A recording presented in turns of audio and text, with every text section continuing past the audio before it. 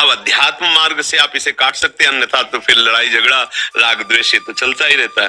अध्यात्म मार्ग से कि ये आदमी क्रिया कर रहा है, लेकिन इसका कारण क्या है। बुद्धिमान आदमी कारण पे पहुंचता है, क्रिया पे नहीं टिकता। इसने मुझे गाली दिया, मैंने कुछ अपराध नहीं किया, फिर भी ये मेरे को नीचा दिखाना चाहता है, मेरे प्रति प्रतिकूल आचरण करता है, तो इसका कारण क्या हो सकता है। तो भक्त सोचता है इसका कारण भगवान है। क्या भगवान क्या कारण हो सकते हैं, हमें गाली क्यों दिलाए। कोई मेरे ऐसे अपराध हैं जिनका दंड मुझे बहुत भयानक मिलता, तो गाली दिलवा के अपमान करवा के मुझे भगवान पवित्र कर रहे। जय हो मेरे कृपालु प्रभु, आपकी जय हो। आप उस क्रिया पे नहीं टिकेंगे तो द्वेष नहीं बनेगा और भगवान में वृत्ति चली जाएगी। और अगर क्रिया पे टिकेंगे तो आपको फिर गुस्सा आएगा कि तू क्या समझता है, मेरे को गाली दे के निकल जाएगा। अभी नई क्रिया बनना शुरू हुआ और हमारा पतन हो जाता है।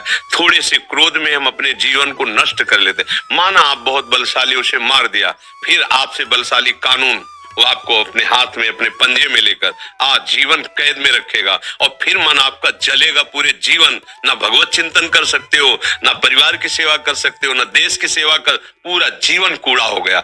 एक मिनट अशांत और असावधान रहने पर पूरे जीवन को मिट्टी में मिला देते हैं लोग। देख लो सब, वो तो संसार बस वही अवसर है हम अपने को जब हमें कोई गाली दे रहा हो तो उसके कारण पर पहुंचे कि प्रभु मैं समझ रहा हूं कोई न कोई मेरी गलती है, मेरा अभिमान है, मेरा दोष है, जिसका मार्जन करने के लिए आप ये लीला करो। वहां उससे कोई हाथ पैर नहीं जोड़ना है, पर अपना सर झुकाकर वहां से हटना है। अगर वो पीछे से एक दो चपत भी मार देता है तो आप निश्चित समझो, जब आप ऐसे चलोगे तो गुरुओं का वैभव रक्षा करता है।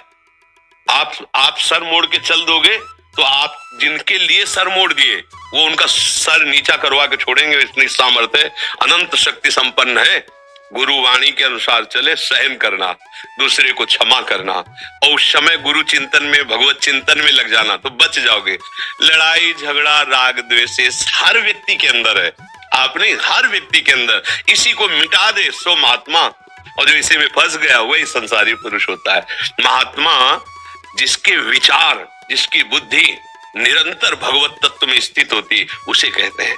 कोई भी घटना, कोई भी परिस्थिति, कोई भी दुख, कोई भी अपमान उसके हृदय में क्षोभ नहीं पैदा कर सकता, क्योंकि वो विचारवान है। तुरंत विवेक के द्वारा अपने को संभाल लिया। और ज्ञानी पुरुष तुरंत उस घटना से, घटित परिस्थिति में आकर वो ऐसी नई घटना कर देता है जो जीवन भर शोकित होना पड़ता है, जीवन भर। इसलिए भैया सावधान रहो, दूसरे की कोई गलती नहीं, मेरी ही गलती का परिणाम दूसरा मुझे दे रहा, पक्का समझ लो। ऐसे विश्व में किसी की ताकत नहीं कि आपको छू ले। अगर कोई मुझे दंड दे रहा है तो मेरे किसी कर्म का, किसी जन्म का वो फल है और मुझे सह लेना चाहिए, हिसाब किताब बराबर।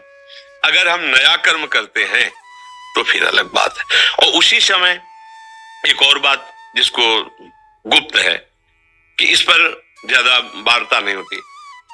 आप बिल्कुल ऐसे ही चल रहे हैं और किसी ने गुरुवाणी, गुरु, इष्ट, इसके प्रति प्रतिकूलता पैदा क्यों, आपको होश ही नहीं है, वो आप कर बैठे जो करना है। अब वो आपके बस की बात नहीं है। वो ईश जो है, वो परमात्मा जो है, वो सदगुरु जो है आपसे करा रहा है। अब आप निहाल ही रहोगे, आपको कोई परास्त नहीं कर सकता। जब मैं करूंगा तो हिसाब होगा, जब आप करवाएंगे तो फिर कोई, तो जब भगवान के यंत्र बन जाए फिर ऐसा कुछ हो, वो जाने। अपनी तरफ से क्षमा, अपनी तरफ से दया, अपनी तरफ से विवेक के द्वारा मेरी ही कोई गलती है ऐसा भाव रखना, और फिर भागवतिक विधान जो हो वो हमारे बस का नहीं, ऐसा भाव रखना चाहिए।